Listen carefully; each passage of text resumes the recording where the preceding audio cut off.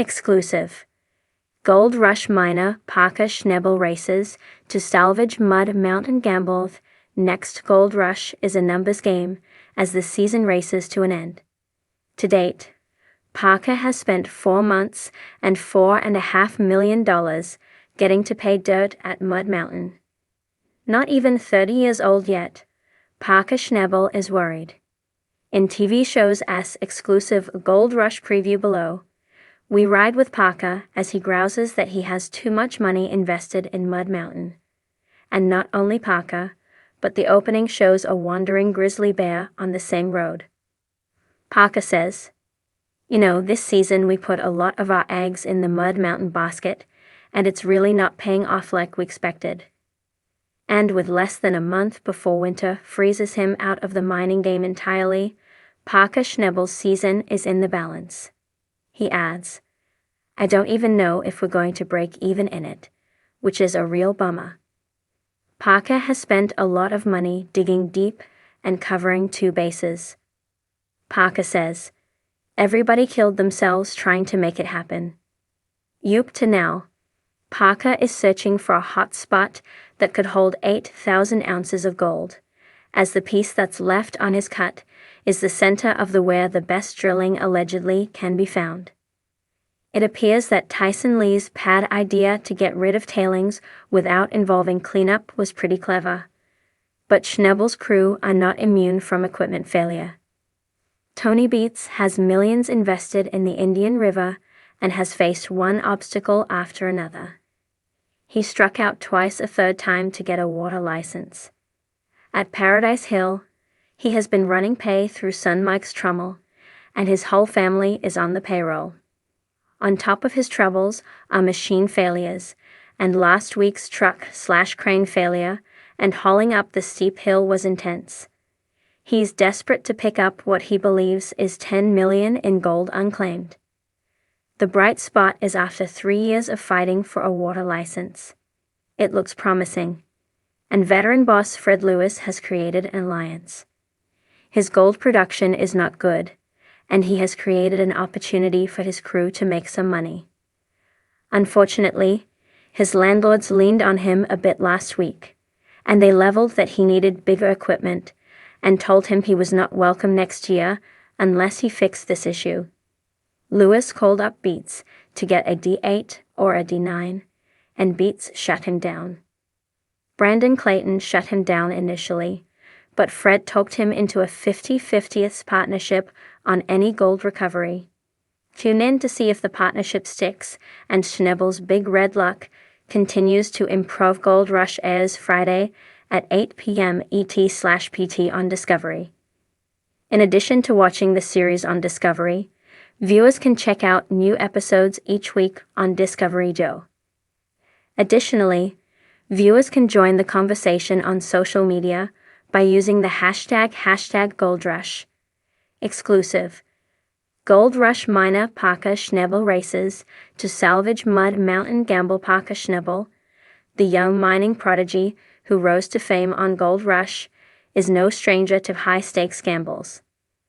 Whether it's taking on impossible odds in harsh terrain or risking everything on a new piece of equipment, the 29-year-old has built a career out of chasing fortune in the unforgiving world of gold mining. But even for a veteran like Parker, the Mud Mountain project has turned into a challenge unlike any other. As the newest season of Gold Rush unfolds, Parker finds himself grappling with a massive setback on his biggest venture yet, his Mud Mountain claim. A mining site buried under a centuries-old pile of mud, rock, and debris, Mud Mountain has proven to be as dangerous as it is elusive. The plot seemed like a gold mine at first, literally. But as Parker's team starts digging in, the project has become a race against time, nature, and money. This exclusive behind-the-scenes look at the latest season of Gold Rush reveals the true scale of Parker's gamble, the challenges he's facing, and what it takes to get the gold out from beneath a mountain of mud. A high-risk, high-reward venture. Parker Schnabel's decision to invest in the Mud Mountain claim was no small one. After years of success in the Klondike, where he's made millions extracting gold from some of the richest claims in the region, Parker was looking for his next big challenge. The Mud Mountain site, which had previously been written off by other miners due to its inaccessibility and unpredictable conditions, was seen by Parker as a potential game changer. "I've always been drawn to the tough jobs," Parker admits, wiping sweat from his brow as he oversees a team of workers attempting to clear debris from the mountain's surface. "If I didn't take a chance on Mud Mountain, someone else would. And that could be the difference between building something bigger or staying stuck in the same place. This is the kind of gamble that defines a miner's legacy." The gamble was massive. The site is situated in a remote part of the Klondike, logistical nightmare, making access. Added to that were the risks posed by unpredictable weather and the ever-present threat of mudslides. The claim is literally built on layers of wet, unstable mud that have built up over centuries. Mining there would require expensive new equipment, extensive preparation, and a significant investment of time and manpower. Yet, if Parker's hunch proved correct, the reward could be extraordinary.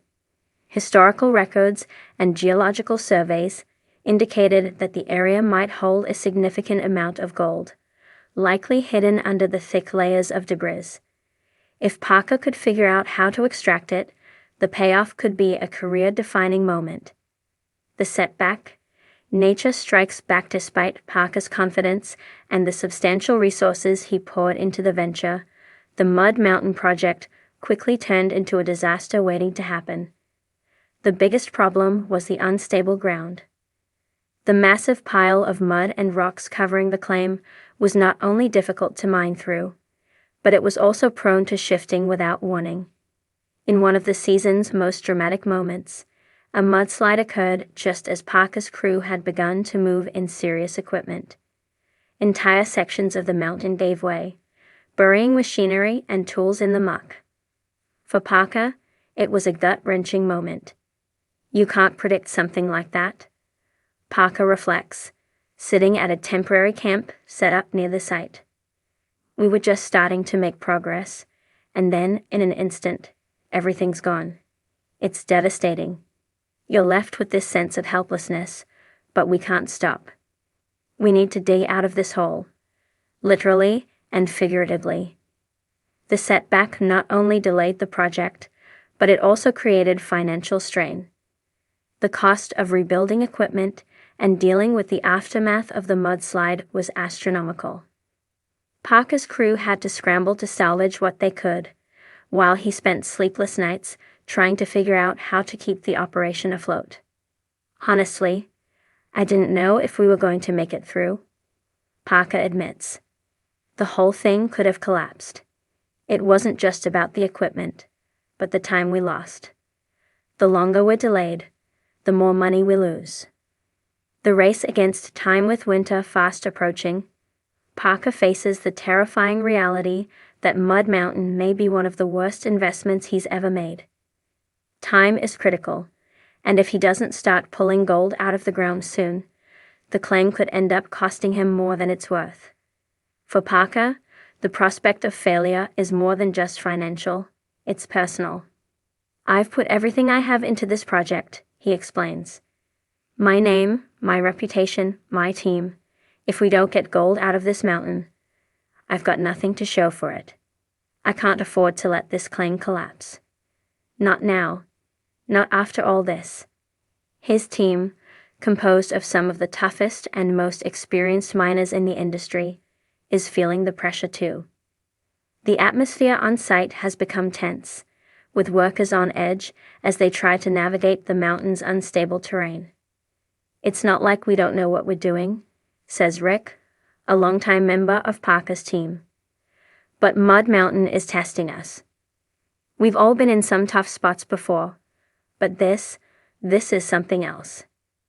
As the weather worsens and the clock ticks down, Parker knows he has to make a choice. Does he double down and continue with the project, or does he cut his losses and pull out before things get worse? It's a decision that will not only affect his finances, but could change the course of his mining career. Turning things around in the face of disaster, Parker has done what he does best: adapt.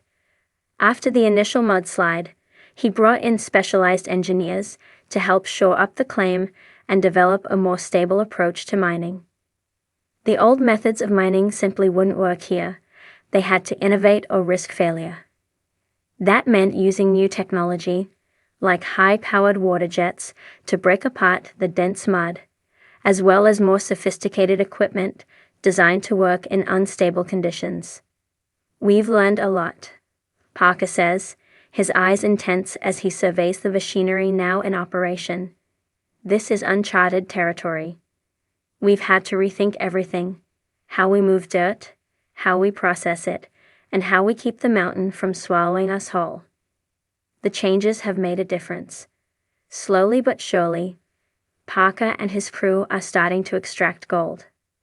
The first signs of success have emerged, with small but significant gold nuggets appearing in the sluices. For Parker, this is the moment he's been waiting for, the turning point in the Mud Mountain gamble.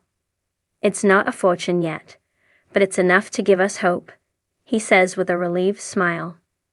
"We're still a long way from pulling out everything we need, but at least we're moving in the right direction now."